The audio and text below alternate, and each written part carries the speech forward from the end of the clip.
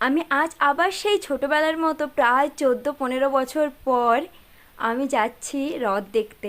আবার ভাইয়ের সাথে গেছিলাম রথ দেখতে, তখন যেতাম ঠাম্মার মায়ের হাত ধরে, আর আজ গেছিলাম ভাইয়ের হাত ধরে।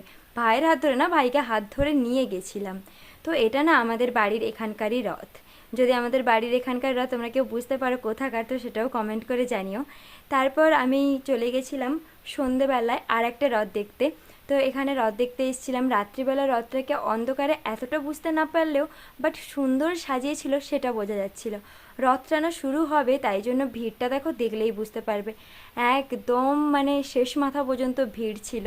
এরকম ভিড়ের মধ্যে আমি গিয়ে রথটা দেখে এলাম, কিন্তু রথ টানা দেখার মতো সুযোগ আমার হয়নি, কারণ তাহলে অনেকটা রাত হয়ে যেত বাড়ি ফিরতে।